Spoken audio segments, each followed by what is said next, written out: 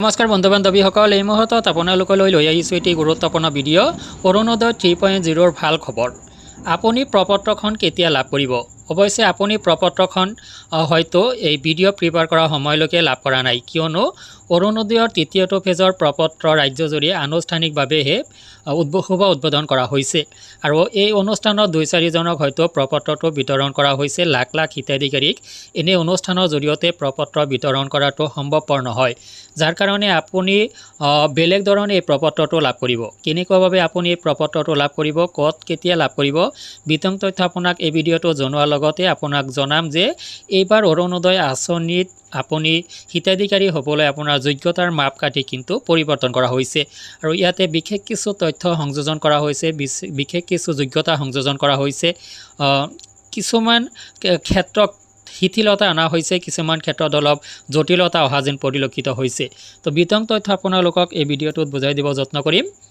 অসমৰ অৰুণোদয় আঁচনিৰ জৰিয়তে 12 লাখ নতুন হিতাধিকাৰীক সামৰি লোৱা হ'ব। সুবিধাসমূহ পৰীক্ষা কৰক যোগ্যতাৰ মাপকাঠি। ৰাজ্যজুৰি 12 লাখ নতুন লাভকাৰীয়ে 2020 চনত আৰম্ভ প্ৰথমবাৰৰ বাবে প্ৰৱৰ্তন কৰা আঁচনিৰ সুবিধা লাভ কৰাৰ সম্ভাৱনা আছে। অসমৰ মুখ্যমন্ত্ৰী হিমন্ত বিশ্ব শৰ্মাৰ নেতৃত্বাধীন অসম চৰকাৰেও বিভিন্ন সমষ্টিত 126খন বৈঠক অনুষ্ঠিত কৰাৰ পৰিকল্পনা কৰিছে, যাতে ব্যাপক সম্প্ৰদায়ৰ জৰিয়তত সহজ হৈ পৰে। এই বৈঠকসমূহত মন্ত্ৰী বিধায়ক বিৰোধী দলৰ সদস্যৰ অংশগ্ৰহণ থাকিব। শেহতীয়াকৈ মুখ্যমন্ত্ৰী হিমন্ত বিশ্ব শৰ্মাই বৰ্তমান ৰেচন কাৰ্ড নথকা 17 লাখ ব্যক্তিক নতুন ৰেচন কাৰ্ড প্ৰদানৰ পৰিকল্পনা প্ৰকাশ কৰে।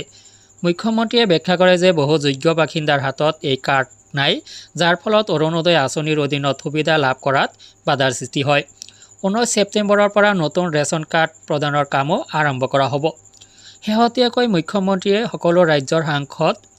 ৰাজ্যৰ সকলো সাংসদ, তেওঁৰ কেবিনেট সহযোগী আৰু সকলো জিলাৰ উপ আয়ুক্ত ডিচিক অৰুণোদয় 3.0 আৰু ৰাষ্ট্ৰীয় খাদ্য সুৰক্ষা আইন NFS সফল ৰূপায়ণ নিশ্চিত কৰাৰ বাবে পৰামৰ্শ দিবলৈ আহ্বান জনাইছে।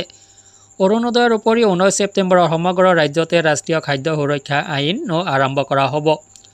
অৰুণোদয় 3.0 মাপকাঠি। শৰ্মাই ৰাজ্য চৰকাৰে অৰুণোদয়ক আধাৰৰ সৈতে সংযোগ কৰাৰ প্ৰচেষ্টাত গুৰুত্ব আৰোপ কৰে আৰু কেৱল ৰেচন কাৰ্ড থকা ব্যক্তিসকলকহে অৰুণোদয় 3.0ৰ বাবে যোগ্য হ'ব আৰু ঘোষণা কৰে যে আগবাঢ়ি গৈ ভোট গ্ৰহণ কেন্দ্ৰই আঁচনিখনৰ কাৰ্যকৰী একক হিচাপে কাম কৰিব। ইয়াৰ পূৰ্বে মুখ্যমন্ত্ৰীয়ে আঁচনিৰ সুবিধা লাভ কৰিবলৈ যোগ্যতাৰ মাপকাঠি নিৰ্দিষ্ট কৰি দিছিল। তেওঁ কৈছিল যে ৰেচন কাৰ্ড লাভৰ বাৰ্ষিক আয়ৰ সীমা 4 লাখ টকা নিৰ্ধাৰণ কৰা হ'ব। আনহাতে অৰুণোদয় আঁচনিৰ বাবে যোগ্যতাৰ সীমা 2 লাখ টকা নিৰ্ধাৰণ কৰা হ'ব। লগতে দুয়োটা পক্ষপতে জনসাধাৰণৰ অংশগ্ৰহণ বৃদ্ধিৰ বাবে স্থানীয় ভাষাৰ ব্যৱহাৰৰ পৰামৰ্শ আগবঢ়ায়। তো বন্ধুসকল, দেখিব পাইছে আপুনি অৰুণোদয় আঁচনি সংক্ৰান্তত কিছু যোগ্যতাৰ মাপকাঠি পৰিৱৰ্তন হৈছে। লগতে ইয়াৰ বাবে আপোনাৰ ৰেচন কাৰ্ড থকাটো জৰুৰী কৰি দিছে। তো ভিডিঅ'টো সংক্ৰান্তত আপোনাৰ কিবা অভিযোগ থাকিলে ভিডিঅ' কমেণ্ট ছেকশ্যনত কমেণ্ট কৰিব। আজিলৈ এৰিছোঁ, ধন্যবাদ।